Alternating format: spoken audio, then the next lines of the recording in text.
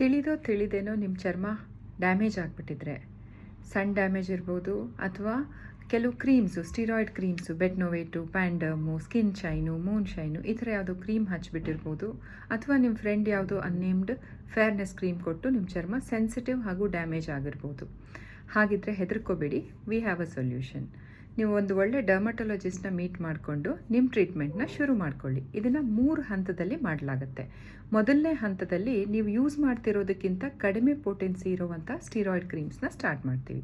So ಅದನ್ನು few days ಕೊಟ್ಟು ಅದರಿಂದ ಹೊರಗೆ ಬರಲಿಕ್ಕೆ ಸ್ಟಿರಾಯ್ಡ್ ಸ್ಪೇರಿಂಗ್ ಏಜೆಂಟ್ಸ್ ಅಂತ ಇರ್ತವೆ, ಅದು ಹಾಗೂ ಅದ್ರ ಜೊತೆಗೆ ನಾವು ರುಟೀನ್ ಸ್ಕಿನ್ ಕೇರ್ನ ಡೇ 1ಇಂದನೇ ಸ್ಟಾರ್ಟ್ ಮಾಡಿರ್ತೇವೆ. ಸೊ 2ನೇ ಹಂತದಲ್ಲಿ ಸ್ಟಿರಾಯ್ಡ್ ಸ್ಪೇರಿಂಗ್ ಏಜೆಂಟ್ನ ಕೊಡಲಾಗತ್ತೆ. 3ನೇ ಹಂತದಲ್ಲಿ ನಿಮಗೆ ಮೊದಲಿಗಿಂತೂ ಒಳ್ಳೆ ಚರ್ಮ ಬೇಕು ಅಂತಿದ್ರೆ ನೀವು ಕೆಲವು ಪ್ರೊಸೀಜರ್ಸ್ನ ಆಯ್ಕೆ ಮಾಡ್ಕೋಬೋದು. ಹೈಡ್ರಾಫೇಶಿಯಲ್ ಇರ್ಬೋದು, ಲೇಸರ್ ಟೋನಿಂಗ್ ಇರ್ಬೋದು, ಲೈಟ್ ಫೇಶಿಯಲ್ಸ್ ಇರ್ಬೋದು, ಫೋಟೋ ಫೇಶಿಯಲ್ಸ್ ಅಂತ ಹೇಳ್ತೇವೆ. ಹೀಗೆ ಹಲವಾರು ಟ್ರೀಟ್ಮೆಂಟ್ಸ್ ಆಪ್ಷನ್ಸ್ ಇರುತ್ತೆ. ಎಷ್ಟು ದಿನ ಬೇಕಾಗುತ್ತೆ ಈ ಥರ ಟ್ರೀಟ್ಮೆಂಟ್ ಮಾಡಲಿಕ್ಕೆ? ಅಪ್ರಾಕ್ಸಿಮೇಟ್ಲಿ 3ರಿಂದ 6 ತಿಂಗಳು ಅಂತ ಅಂದ್ಕೊಳ್ಳಿ. ಎಷ್ಟು ಖರ್ಚಾಗ್ಬೋದು?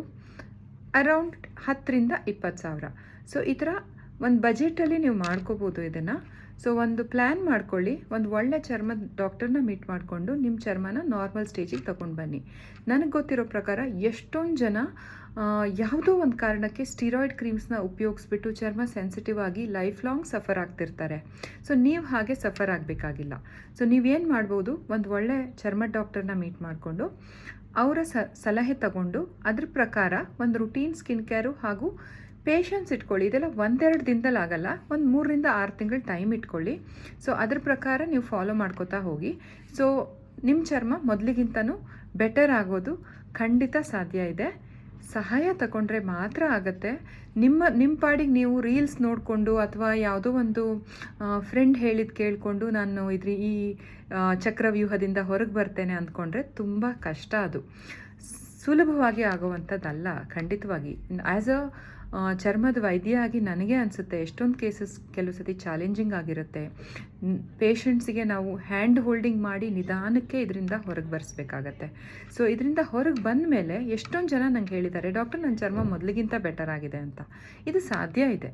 So don't give up. ನೀವು ಒಂದು ಒಳ್ಳೆ ನಿಮಗೆ ಹತ್ತಿರದಲ್ಲಿರುವಂತಹ ಅಥವಾ ನಿಮ್ಗೆ ಯಾರು ಚರ್ಮ ಡಾಕ್ಟ್ರು ಸಾಧ್ಯ ಇದೆ ಕಾಂಟ್ಯಾಕ್ಟ್ ಮಾಡಿ ಹೆಲ್ಪ್ ತಗೊಳ್ಳಿ. ನಿಮ್ಮ ಸ್ಕಿನ್ನನ್ನು ಮೊದಲಿನ ರೀತಿ ಮಾಡ್ಕೊಳ್ಳಿ.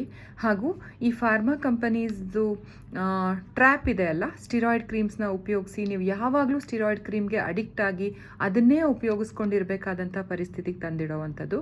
ಅದರಿಂದ ಹೊರಗೆ ಬನ್ನಿ. ನಿಮ್ಮ ಚರ್ಮ ಪ್ರೆಷಿಯಸ್ಸು, ಅತ್ಯಮೂಲ್ಯವಾದದ್ದು.